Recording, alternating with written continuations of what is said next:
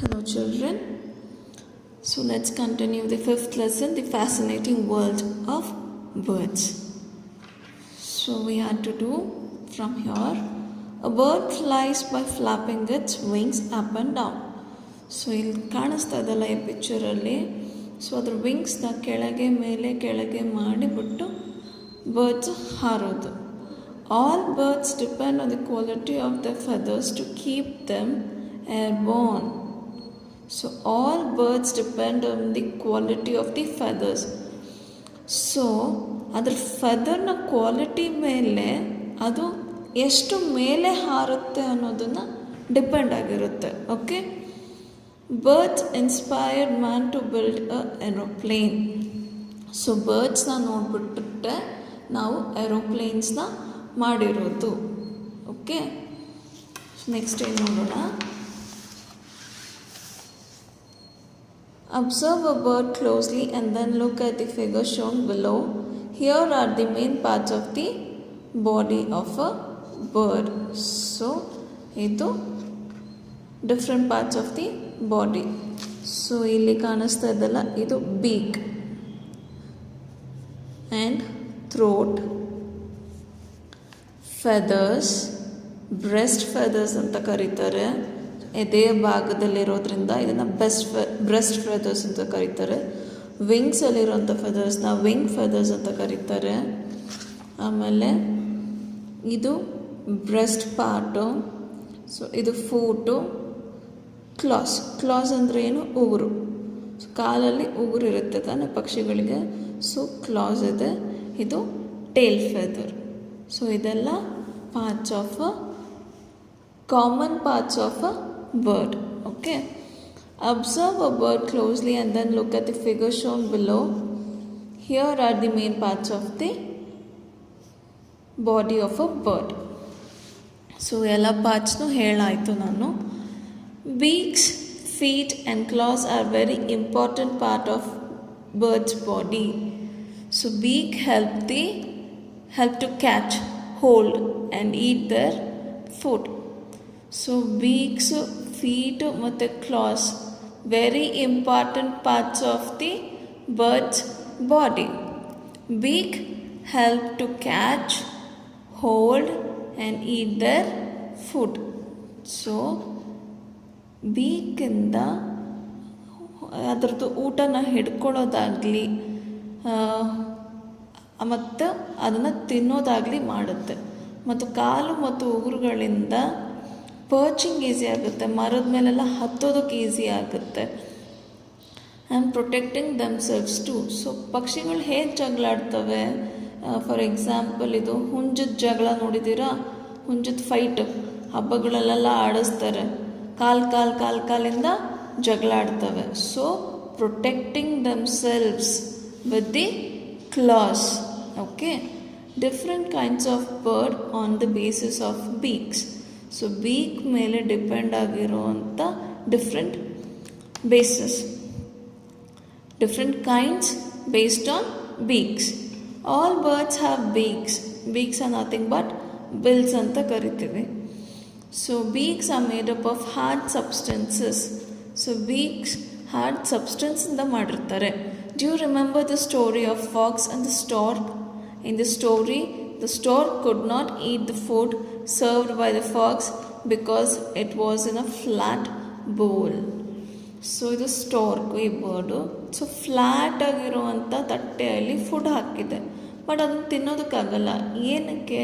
ಇದಕ್ಕೆ ಸ್ವಲ್ಪ ಆಳವಾಗಿರಬೇಕು. ಸೊ ಅದರದ್ದು ಬೀಕ್ನ ಆ ಆಳವಾಗಿರುವಂಥ ಪಾತ್ರೆಯಲ್ಲಿ ಹಾಕಿಬಿಟ್ಟು ಫುಡ್ಡನ್ನು ತಿನ್ನುತ್ತೆ. ಇಲ್ಲಿ ಈ ಥರ ತಟ್ಟೆಯಲ್ಲಿ ಹಾಕಿದ್ರೆ ಅದು ಫುಡ್ ಬಾಯಿಗೆ ಸಿಗೋದೇ ಇಲ್ಲ. Okay, the shape of the bird's beak depends upon the type of food it eats. So ಇದ್ರ ಶೇಪ್ ಮೇಲೆ ಅದು ಯಾವ ಥರದ್ದು ಊಟ ತಿನ್ನುತ್ತೆ ಅನ್ನೋದು ಕೂಡ ಡಿಪೆಂಡ್ ಆಗಿರುತ್ತೆ. Okay, so birds with curved beak. Curved beak help the birds in eating fruits and cracking hard nuts and seeds quite easily. For example, parrot. So ಈ ಪ್ಯಾರೆಟಿನ ಬೀಕ್ ನೋಡ್ತಾ ಇದ್ದೀರಾ, ಕರ್ವ್ಡ್ ಆಗಿದೆ. ಸೊ ಬೆಂಡ್ ಆಗಿದೆ, ಹೌದಾ?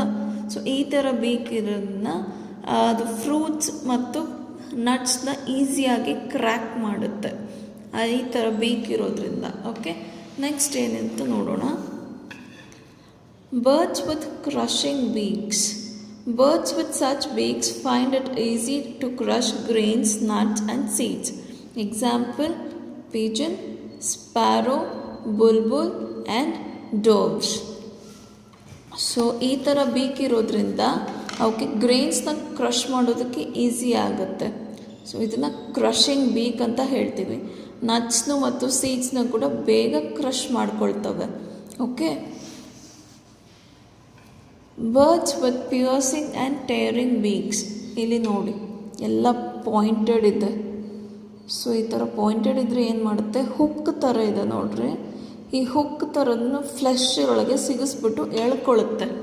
Okay, tearing beaks help birds to who hunt small animals to pierce their prey and tear its flesh. Tearing beaks are hard, sharped and hooked shape. ನಾನು ಆಗಲೇ ಹೇಳಿದೆ hook ಶೇಪಲ್ಲಿದೆ ಬೀಕು. So ಈ ಥರ beak ಇರೋದ್ರಿಂದ ಯಾವ ಅನಿಮಲ್ನ ಅದು ಹಂಟ್ ಮಾಡುತ್ತೆ ಅಲ್ವಾ, ಸೊ ಅನಿಮಲ್ ಒಳಗಡೆ ಅದ್ರದ್ದು ಬೀಕ್ನ ಈಸಿಯಾಗಿ ಸಿಗಿಸ್ಕೊಳ್ಳುತ್ತೆ. ಸೊ ಸಿಗಿಸ್ಕೊಂಡಾಗ ಏನಾಗುತ್ತೆ, ಅದನ್ನು ಇಟ್ಕೊಂಡು ಮೇಲಕ್ಕೆ ಹಾರಿ ಮರದ ಮೇಲೆ ಕೂತ್ಕೊಂಡು ಹೋಗಿ ತಿನ್ನುತ್ತೆ. ಎಕ್ಸಾಂಪಲ್ಸ್ ಯಾವ್ಯಾವು, ಈಗಲ್ಸ್, ಹಾಕ್ಸ್, ಕೈಟ್ ಆ್ಯಂಡ್ ವಾಲ್ಚರ್. ಸೊ ಇದು ಈಗಲು, ಇದು ವಾಲ್ಚರು, ಇದು ಕೈಟು. ಹಾಕ್ ಕೂಡ ಸಮ್ವಾಟ್ ಸಿಮಿಲರ್ ಆಗೇ ಇರುತ್ತೆ. Okay, birds with shifting or straining beak. Some birds have beaks that are broad and flat with small holes on both sides. They are called shifting or straining beaks. Birds like warblers and ducks pick out small fishes and insects near ponds and streams.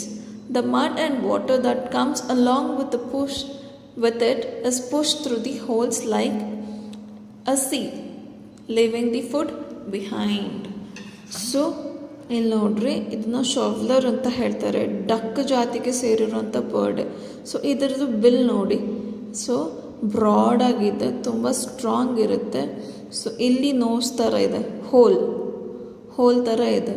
So ಇವೆಲ್ಲ ಏನು ಮಾಡ್ತವೆ, ನೀರಲ್ಲಿ ಸಿಗುವಂಥ ಸಣ್ಣ ಸಣ್ಣ fish, ಹುಳಗಳನ್ನೆಲ್ಲ ಹಿಡ್ಕೊಳ್ಳುತ್ತೆ. So ಆ ಹುಳಗಳನ್ನ ಹಿಡ್ಕೋಬೇಕಾದ್ರೆ ಅದ್ರ ಜೊತೆ ನೀರು ಕೂಡ ಬರುತ್ತೆ, ಹೌದಾ, ನೀರು ಮತ್ತು ಕೆಸರು ಕೂಡ ಬರುತ್ತೆ.